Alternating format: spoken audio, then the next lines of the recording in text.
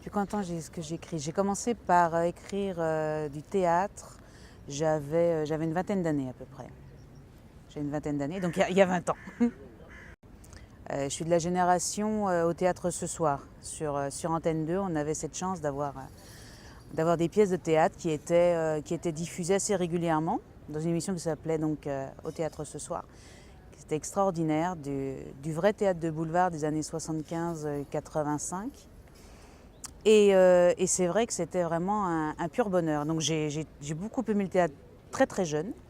Et puis à l'école, on lit les pièces, et notamment celles de Molière. Et je me disais, bah, tiens, ça serait sympa de raconter une histoire qui se joue sur une scène. Donc j'ai commencé comme ça, en fait. J'ai fait ma petite trame. J'écrivais tout à la main à l'époque, avant que je n'acquière un ordinateur. Et puis voilà, quoi. Puis après, bah, après, c'est la mise en place de la pièce, trouver les acteurs, les comédiens, le casting et tout, c'est sympa. Alors, pourquoi est-ce que j'écris? Tout simplement, peut-être pour raconter des histoires. J'aime bien ça.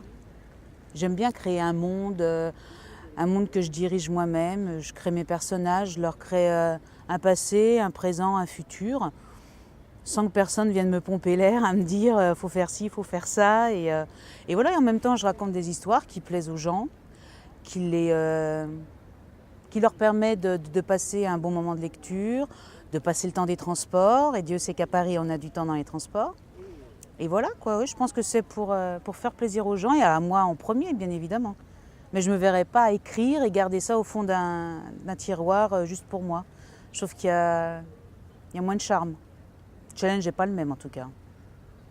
Quand j'ai terminé un texte, je le soumets à mon comité de lecture personnel, qui sont des amis que je n'ai pas sélectionnés, ce n'est pas le terme qui convient, mais qui viennent d'univers littéraires complètement différents et que je sais être très honnête et qui prennent le temps de lire le manuscrit, de me faire part de leurs impressions, de leurs questions, éventuellement des choses qu'elles n'auraient pas compris ou quoi ou qu'est-ce. Je reprends le texte.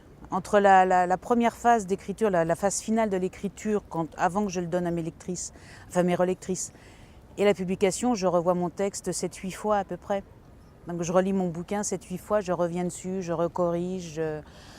Il y a c'est un travail de titan derrière. Et puis ensuite, il y a la phase éditeur, à qui j'envoie en fait le texte une fois qu'il est fini, quoi. Mais entre-temps, il y a plein d'autres phases qui sont des phases techniques. C'est l'enfer, c'est l'enfer, c'est l'enfer. Voilà. Alors l'inspiration, c'est varié. Il n'y a pas de recette. C'est-à-dire que ça peut être un sujet d'actualité, comme ça peut être une musique, en fait.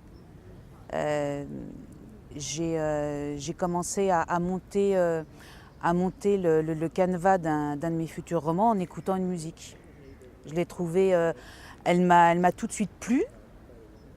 Tout de suite, j'ai des images qui sont venues. Et en fait, je brode autour, en fait. Mais ça peut venir d'un mot, d'une expression. Après, je brode, après, ça vient tout seul. Mais maintenant, ce dont je me sers, je vais pas très très loin. Je me sers de ce qu'il y a autour de moi, de ce que je vois, de ce que j'entends, de ce que je connais. Quand je fais un peu de tourisme, je prends en général des guides assez détaillés de la ville que je vais visiter.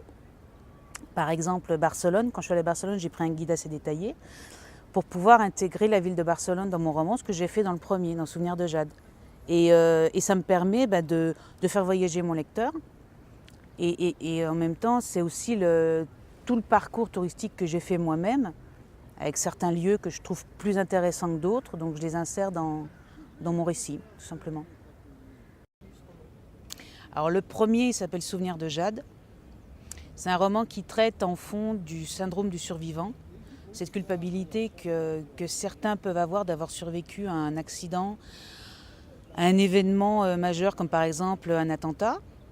Et donc l'histoire s'articule autour de la vie d'Axel, qui est une trentenaire, prof, qui a perdu sa compagne Jade dans un accident de moto, alors qu'Axel pilotait la moto. Donc en fait, il y a quelque chose chez Axel qui s'est brisé et donc la question est de savoir si elle va réussir à retrouver une vie normale, arriver à passer ce cap. Alors, c'est pas un livre qui traite d'un sujet mortifère, c'est un sujet sérieux, certes, mais ça n'empêche qu'il y a plein de choses dans ce roman. Il y a de l'émotion, il y a de l'action, il y a de l'humour, il y a beaucoup d'humour, parce que je pense que c'est essentiel. Et puis ensuite, il y a toute une relation qui est établie entre les personnages. Il y a vraiment quelque chose de fort. Et c'est un roman qui plaît assez. Oui. Les gens me disent, je me retrouve, ça me rappelle quelque chose, c'est pas anodin. Alors ça me surprend par contre. Moi, c'est moi qui suis surprise dans ces cas-là. Je ne pensais pas qu'il y avait autant de gens qui pouvaient être touchés.